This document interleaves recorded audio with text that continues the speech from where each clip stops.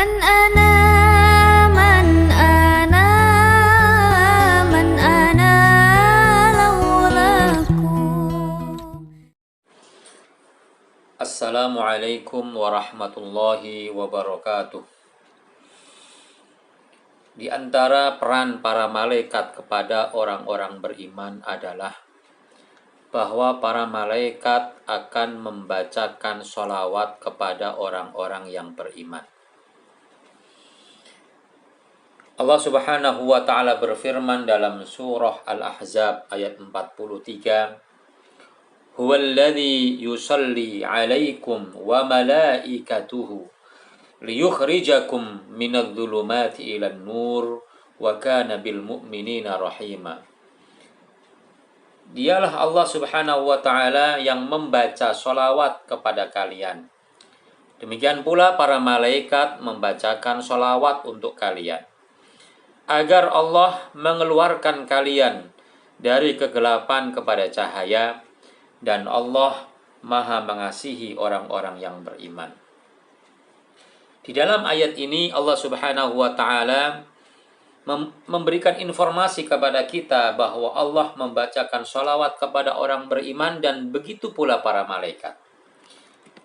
Lalu apa makna sholawat Allah? Makna sholawat Allah adalah thana'uhu 'alal 'abdi 'inda malaikatihi, yaitu Allah Subhanahu wa ta'ala memberikan pujian, sanjungan kepada hamba tersebut, kepada orang yang beriman tersebut di hadapan para malaikatnya. Hal ini sebagaimana diriwayatkan oleh Al-Imam Al-Bukhari dari Abi Al-Aliyah. Makna dari sholawat Allah kepada orang-orang beriman. Lalu apa makna sholawat para malaikat bagi orang beriman? Makna sholawat para malaikat kepada orang beriman adalah ad-du'a'u lahum. Para malaikat mendoakan orang beriman, memohonkan ampunan kepada orang beriman. Itu maknanya. Jadi kalau para malaikat membacakan sholawat kepada orang beriman, berarti para malaikat berdoa kepada Allah agar Allah memberikan kebaikan-kebaikan kepada orang beriman dan memberikan ampunan kepadanya. Maka bagaimana kemudian kita bisa mendapatkan sholawat dari para malaikat? Apa saja perbuatan-perbuatan yang bisa kita lakukan agar para malaikat membaca sholawat buat kita? Pertama adalah mu'allimun nasi al-khaira, bahwa para malaikat akan membacakan sholawat kepada orang-orang yang mengajarkan kebaikan. Maka berbahagialah para guru yang selalu mengajarkan kebaikan. Bahagialah para orang tua yang selalu mengajak anak-anaknya untuk melakukan kebaikan. Bahagialah para pemimpin yang selalu memberikan bimbingan kepada orang-orang beriman agar melakukan kebaikan-kebaikan. Dalam sebuah hadis yang diriwayatkan oleh Al-Imam At-Tirmidzi, Rasulullah sallallahu alaihi wasallam bersabda, "Innallaha wa malaikatahu wa ahlas samawati wal ardi hatta an-namlati fi juhriha wa hatta al-huti la yusalluna ala muallimin nasil khaira." Kata Rasulullah, sesungguhnya Allah Subhanahu wa ta'ala dan para malaikat, seluruh penduduk langit dan bumi, hingga semut yang berada di dalam lubangnya dan ikan yang ada di samudra, maka mereka sungguh benar-benar membacakan sholawat kepada orang-orang yang mengajarkan kebaikan kepada manusia. Jadi beruntungnya kita sebagai para guru yang mengajarkan kebaikan kepada orang lain, orang tua yang mengajarkan kebaikan kepada anak-anaknya, itu akan mendapatkan doa dan mendapatkan permohonan ampunan dari makhluk-makhluk Allah yang lainnya, para malaikat, bahkan makhluk-makhluk yang ada di muka bumi ini. Yang kedua adalah alladzina yantaziruna sholatal jamaah. Para malaikat akan memberikan sholawat kepada orang-orang yang menantikan sholat berjamaah. Dalam sebuah hadis yang diriwayatkan oleh Imam Muslim dari Abu Hurairah, Rasulullah bersabda, innal malaikata tusalli ala ahadikum ma dama fi majlisihi taqulu Allahumma ighfir lahu Allahumma arhamhu ma lam yuhdith. Sesungguhnya para malaikat akan membacakan sholawat kepada kalian selama kalian berada di majlis kalian. Di majlis kalian artinya di majlis di mana kalian melaksanakan ibadah sholat. Dia mengatakan, ya Allah, ampunilah dia. Ya Allah, rahmatilah dia, kata para malaikat. Kapan? Malam yuhdith, selama dia tidak hadas. Kata-kata malam yuhdith artinya adalah ia menunggu sholat, ya kan, dengan menjaga agar dia tidak berhadas, agar dia selalu berada dalam wudhunya.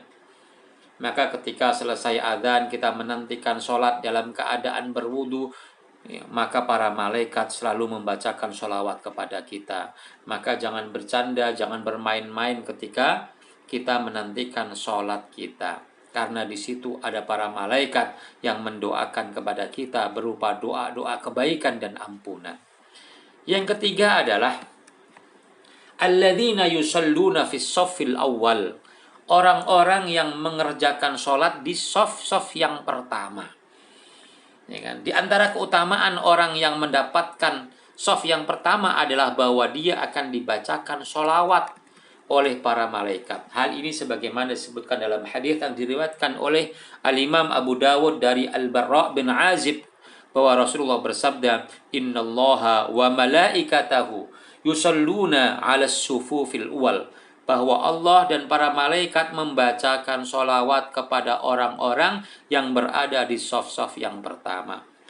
Dalam hadis yang lainnya Rasulullah mengatakan kepada kita, Allah Subhanahu wa taala akan memberikan pahala yang besar kepada orang yang memanggil dengan adzannya, mengumandangkan adzan dan berada di shaf yang pertama. Kata Rasulullah, "Lau ya'lamun nas ma fil adzani wa fis shaffil awwal lasara'u ilaihi lastahamu ilaihi." Bahwa kalau seandainya manusia mengetahui betapa besar pahala yang Allah berikan kepada orang yang adzan dan orang yang berada di shaf yang pertama, maka pasti mereka akan bersegera dan berlomba untuk mendapatkannya. Hadits itu menunjukkan bahwa pahala orang yang adzan dan orang yang berada di shaf yang pertama begitu besar hingga Allah tidak sebutkan berapa pahala buatnya. Kemudian mafhumul muwafaqahnya adalah kalau orang yang ada di shaf yang pertama saja dia sudah mendapatkan pahala sedemikian banyak, apalagi dia menjadi imam yang berada di shaf yang lebih awal, lebih depan daripada shaf yang pertama. Tentu pahalanya lebih banyak dan lebih besar.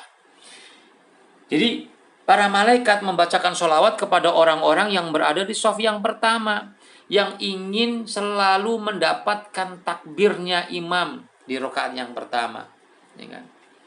Makanya kalau ada shaf yang kosong di depannya, jangan dipersilahkan orang lain untuk mengisinya, karena di situ nilainya beda kalau kita berada di shaf yang di belakangnya, ya kan? Makanya dalam kaidah fikih disebutkan al-itharu fil qurabi makruhun, mendahulukan orang lain dalam masalah ibadah itu makruh. Jangan kau berikan shafmu yang kosong kepada orang lain. Isilah shaf itu olehmu. Jangan dibiarkan orang lain untuk menempatinya. Yang keempat adalah alladzina yasuddunal faraja bainas sufufi.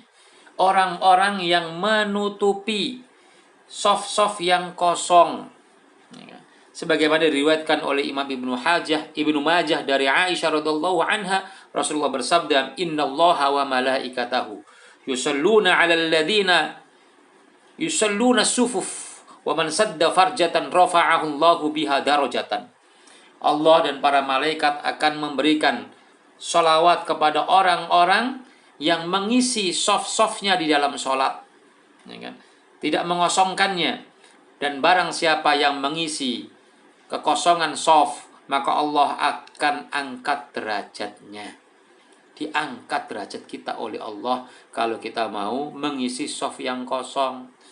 Maka sangat-sangat disayangkan kalau ada saf yang kosong, kita tidak mau mengisinya. Bahkan masih banyak kita temukan, ya tentu di luar masalah kondisi corona ini, ya kan, orang membiarkan saf yang longgar sehingga ya, bisa ditempati oleh satu atau dua orang. Ya, kecuali ada sebab membahayakan kita seperti kasus corona ini, maka kita diperbolehkan untuk merenggangkan softnya. Tapi kalau dalam kondisi normal, maka kita jangan pernah mengosongkan soft tanpa kita berupaya untuk mendapatkannya. Kemudian yang kelima adalah alladzina yatasahharun. Para malaikat membacakan sholawat kepada orang-orang yang sahur. Orang yang sahur berarti dia puasa besoknya. Orang berpuasa dapat pahala banyak, akan mendapatkan pahala lebih banyak lagi kalau dia mau sahur. Ya kan? Karena Rasulullah juga mengatakan inna fis sahuri la barokah, dalam sahur itu ada keberkahan. Keistimewaan yang lainnya adalah bahwa para malaikat juga akan membacakan sholawat kepada orang-orang yang sahur. Bahkan bukan hanya para malaikat, Allah juga membacakan sholawat kepada orang-orang yang sahur. Maka disayang kalau kita berpuasa kemudian sengaja tidak sahur walaupun kita kuat. Maka walaupun hanya seteguk air putih kita tetap sahur. Karena di situ ada keberkahan, di situ ada sholawat. Ya, disebutkan oleh Imam Ibnu Hibban dan Imam Tabrani dengan syarat yang hasan, diriwayatkan dari Ibnu Umar, Rasulullah bersabda, innallaha wa malaikatahu yusalluna 'alal mutasahhirin. Allah dan para malaikatnya membacakan sholawat kepada orang-orang yang sahur. Kemudian yang berikutnya adalah para malaikat membacakan sholawat kepada orang-orang yang mau bersolawat kepada Nabi. Dalam hadits yang diriwayatkan oleh Imam Ahmad bin Hanbal dari Amir bin Rabi'ah dengan syarat yang hasan, bahwa Rasulullah bersabda, ma min 'abdin yusalli 'alayya illa shallat 'alaihil malaikatu ma dama yusalli 'alayya. Tidaklah ada seorang hamba yang mau membacakan sholawat kepadaku, Allahumma sholli ala Muhammad, kecuali para malaikat akan membacakan sholawat kepadanya selama dia mau membacakan sholawat kepadaku. Selama dia membaca sholawat, selama itu pula para malaikat akan membacakan sholawat kepadanya. Kemudian yang berikutnya adalah alladzina ya'udunal mardo. Orang-orang yang menjenguk orang yang sedang sakit. Orang yang sedang sakit perlu dihibur, perlu diberikan kegembiraan, perlu dibantu. Terutama di zaman sekarang banyak orang yang sedang sakit, baik karena corona ataupun yang lainnya. Kalau corona tentu kita tidak bisa menjenguk, kita bisa melalui online. Tapi kalau sakit-sakit yang lainnya yang masih bisa dijenguk, atau nanti dalam keadaan normal kita bisa menjenguk, maka jenguklah ia. Karena kedatangan kita akan menjadi obat baginya, menjadi penenang baginya. Dalam sebuah hadis yang diriwayatkan oleh Abu Dawud dari Ali radhiyallahu anhu, Rasulullah bersabda, "Ma min rajulin ya'udu maridan mumsiyan." Tidaklah ada seorang laki-laki yang mau menjenguk orang yang sedang sakit di sore hari, illa kharaja ma'ahu sab'una alfa malakin yastaghfiruna lahu hatta yusbih. Kecuali 70 para malaikat, 70.000, bukan 70 saja, 70.000 malaikat akan keluar bersamanya. Untuk apa? Yastaghfiruna lahu, selalu membacakan istighfar kepadanya hingga pagi hari. Kalau kita jenguk sore hari. Wa kana lahu kharifun fil jannah, dan dia mendapatkan, ya kan, tempat beristirahat di surga.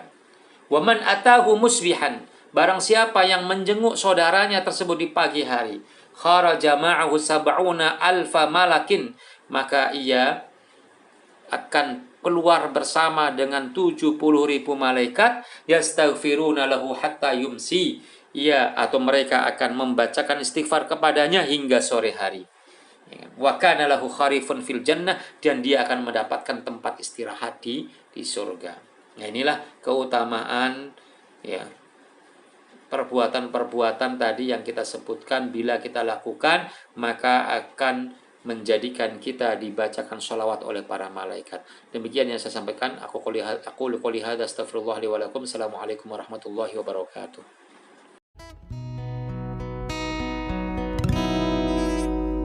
من أنا